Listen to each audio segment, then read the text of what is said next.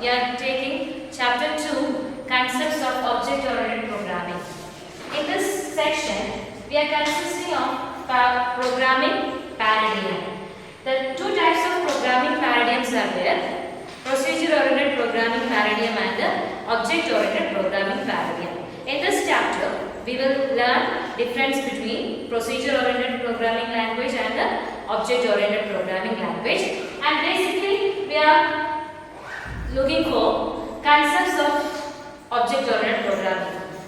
Classes, objects, data abstraction, data encapsulation, modularity, inheritance, polymorphism. These all topics are in detail. There are different types of polymorphisms, different types of encapsulations, inheritance. All these things are moving to this one. Concepts of object-oriented programming.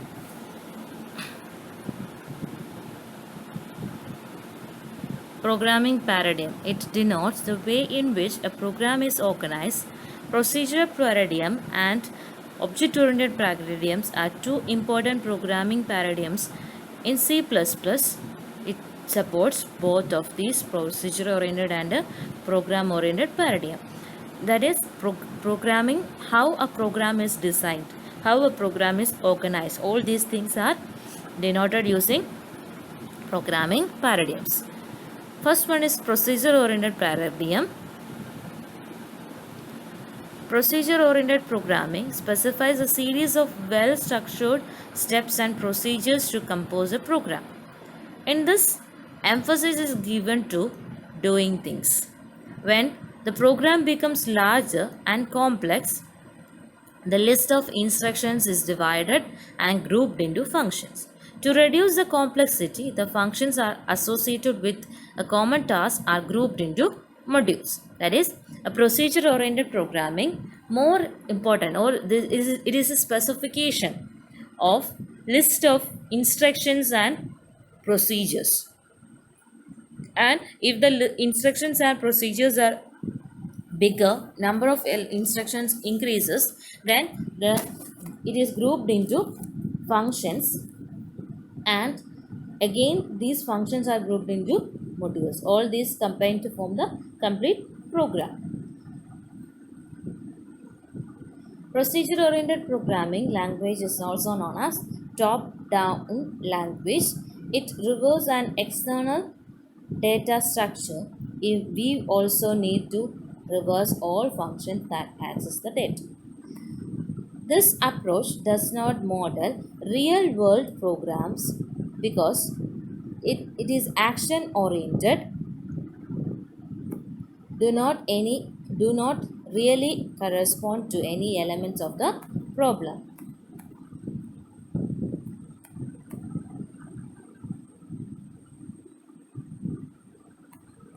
Procedure-oriented programming is a style of programming where procedures are the main structural features of programs and base data types are the main form of representation of data. This is a definition for procedure-oriented programming.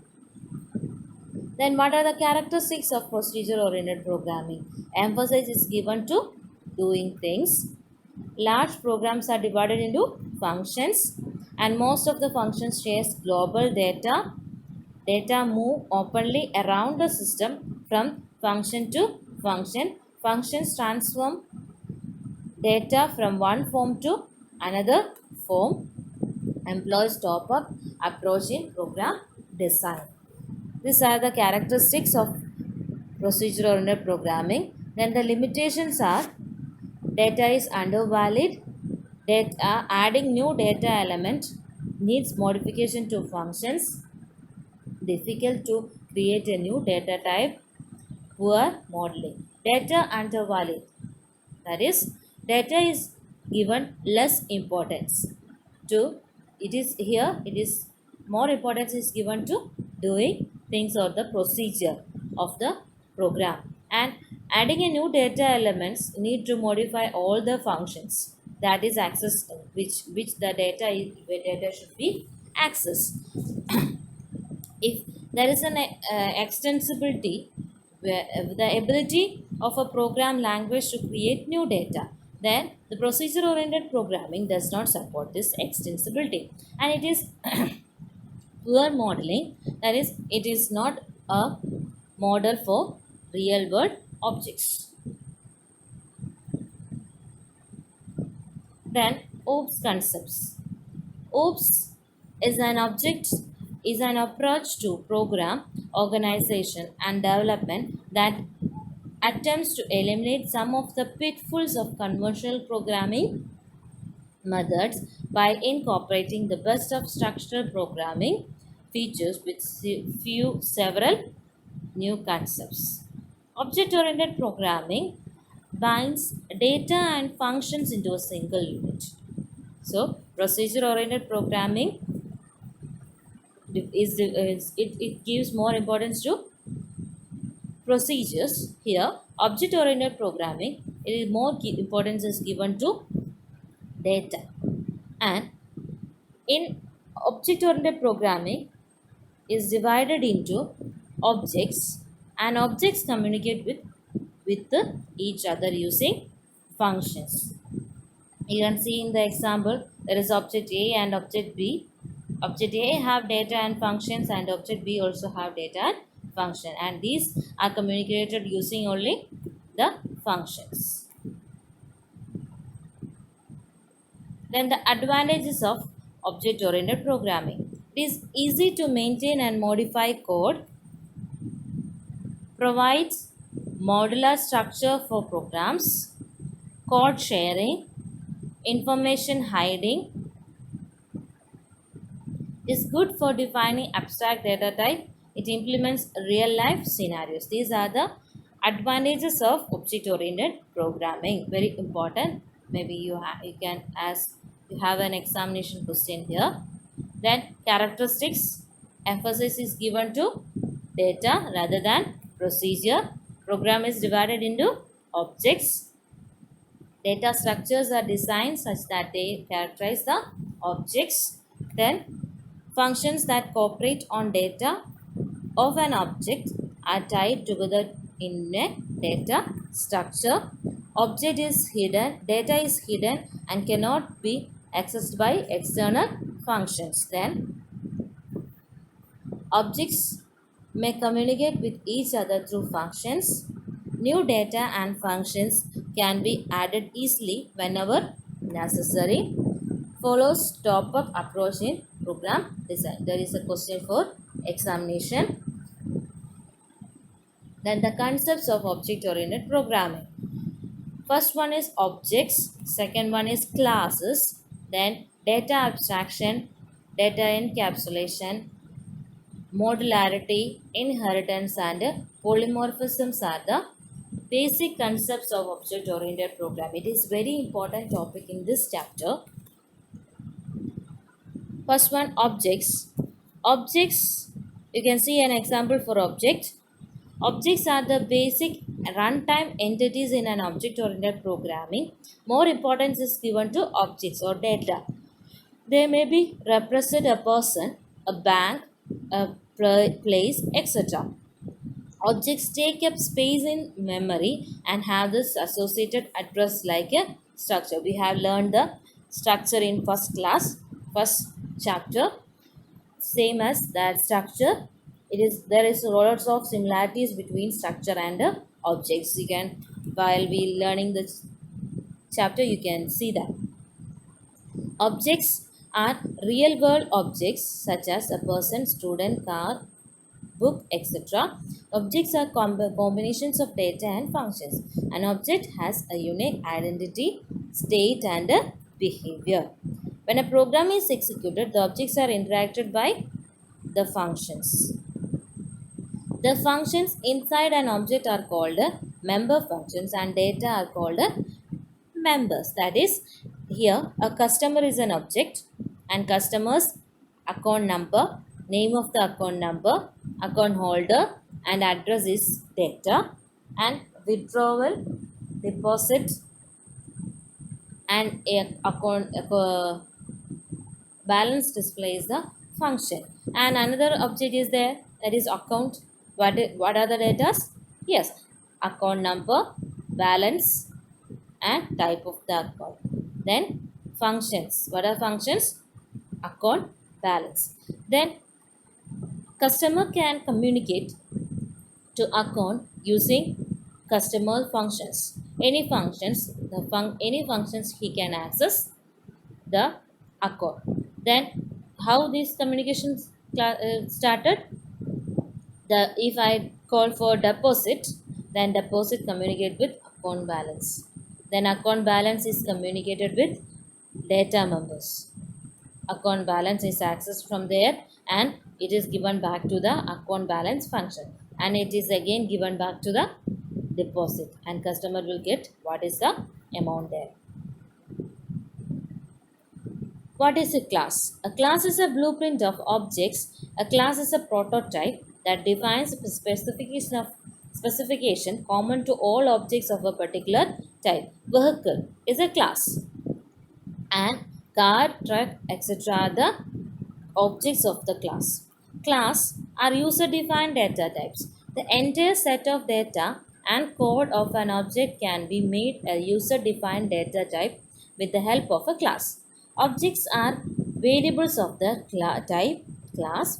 Once a class has been defined, we can create number of objects belonging to that class. Each object is associated with the data of type class with which they are created. So I have concluding a class is a collection of objects of similar type. Classes are user defined data type which contain both data and function. A class is a collection of objects. An object is an instance of a class. A class is a blueprint of objects. You can see general form of a class. Class name, curly bracket open, private. It is a private and public are access specifiers. We will learn it in this chapter itself. Variable declaration, function declaration, variable declaration and a function declaration, curly bracket close, semicolon. Take care of the semicolon. Then you can see that function declared inside the class are known as member functions, and variables declared inside the class are known as data members. It is important. Functions declared inside the class are called member functions, and variables declared inside the class are called member data members. Class, if a fruit has been defined as class, and then the statement fruit mango will create a mango belonging to the fruit. Class fruit. You can see how we can declare a class. To declare a structure we have a keyword struct. As same as that, here also a class can be defined using the keyword class. The syntax is that class name. Example, class fruit. Then how we can create an object? Class name object 1 comma object 2. That is, we have given an example, fruit, jackfruit. So jackfruit is a object here and fruit is a class here. Then we know there is the communication between objects. This communication is known as message passing or passing message. The calling member function of an object from another object is called a message passing. An OOP consists of a set of objects that communicate with each other. Then objects communicate with one another by sending and receiving information. For example, a teacher access to the student by calling update feed. A message from an object is a request for execution of a procedure. So, a message from an object. A message is given from an object to another object. It is a request to the another object that I need some procedure to be executed. The receiving object will invoke a function and generates results. The message passing involves main three items. What are they? Name of the object, name of the function, and information to be sent. What is data abstraction? Abstraction refers to display essential features by hiding all other features. Only the essential features are displayed, all other things are hidden by the function or program itself. And it separates interfaces and implementation. What is this interfaces and implementation? Implementation denotes how a variables are declared and how functions are coded. It is through interface which we are communicating to each other of each objects. Because of this thing, the data is secured here. Then the advantages, there are two advantages of data abstraction.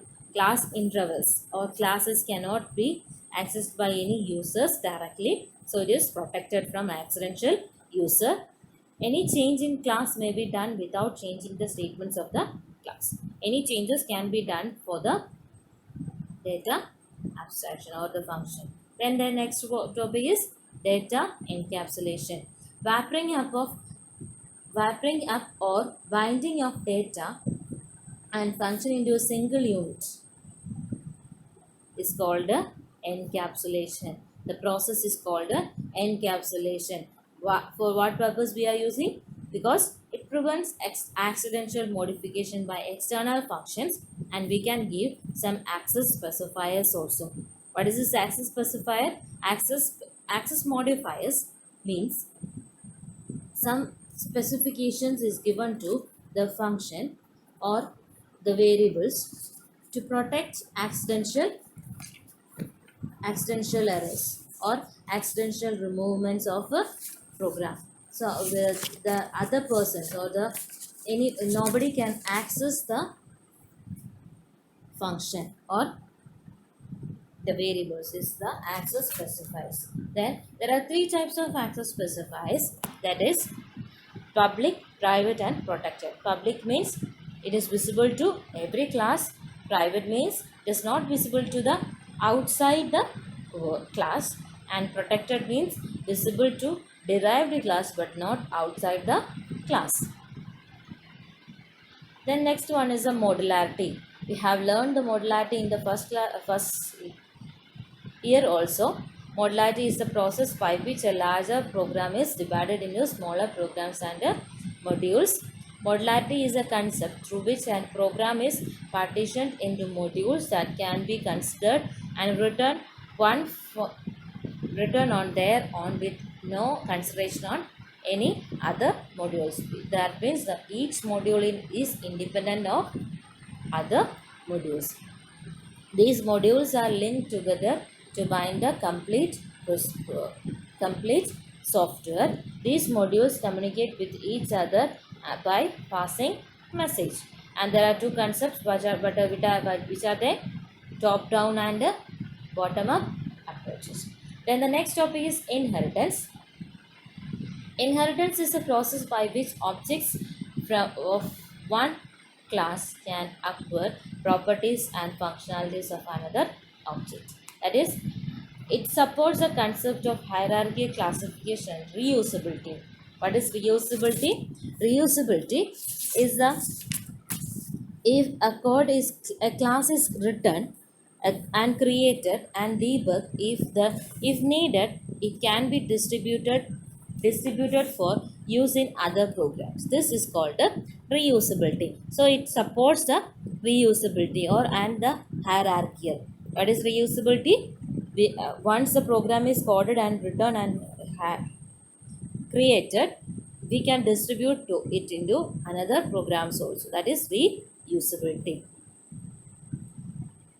The existing class is called a base class and the new class is called a derived class. That means there is a class where we are accessing or we are taking the properties and functionalities. That class is called a base class, and the new class which is created from the other class is called a derived class. Each derived class shares common properties, common characteristics with the class from which it is derived.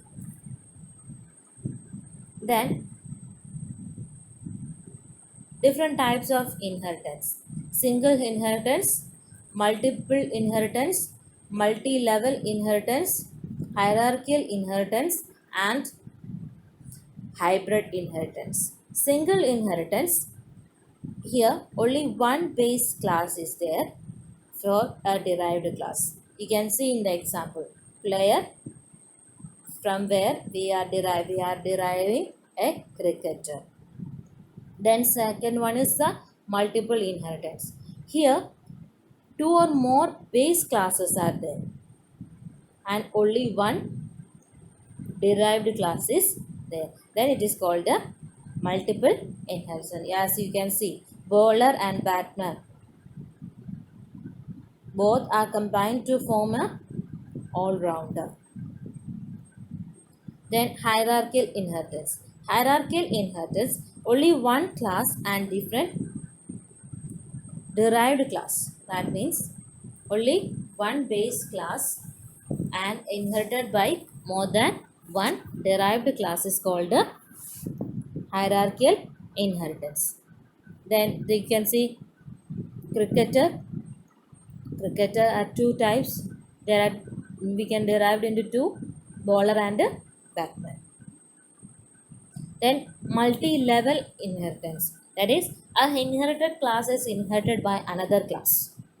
A class is inherited by a class, and this class is inherited again by another class is called a multi-level inheritance. That is, player, then and a derived class called a cricketer. Again the cricketer is, again the bowler is derived from cricketer. Then it is called a multi-level inheritance. Then next one is the hybrid inheritance. Hybrid inheritance is a combination of multiple and a multi-level inheritance. Then the next one is the polymorphism. Poly and morph. Poly means many and morph means many shapes. Polymorphism can be defined as the ability to express different form, ability to take more than one form for a particular thing.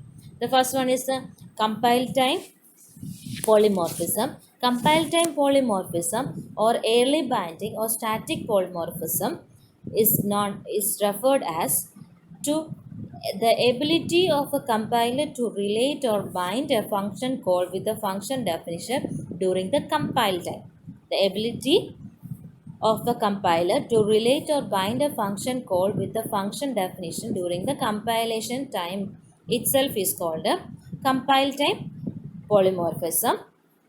Then the next one is the runtime polymorphism. Runtime polymorphism refers to the binding of a function definition with function call during runtime. Binding of a function with function call during runtime is called a compile time polymorphism. And compile time polymorphism is of two types. That is function overloading and operator overloading. Function overloading and operator overloading. Function overloading, operator overloading, the process of making an operator to exhibit different behaviors in different instances is known as operator overloading.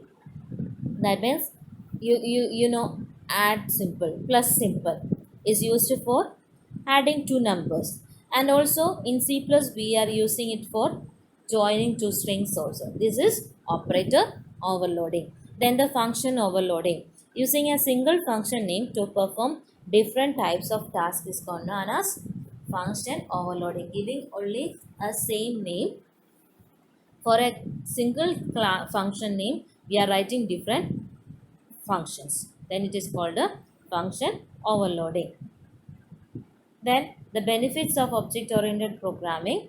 Inheritance is the one benefit. We can build programs from standard working model, no need of starting from scratch. Data hiding helps the programmer to bind secure programs that cannot be inferred by code in other parts of the program. Then multiple instances of an object can coexist without any interface. It is easy to partition the work in a project based on objects. Object-oriented system can easily upgraded from small to large system. Message passing technique for communication between objects make the interface description with the external system such as simpler. Software complexity can be easily managed. So,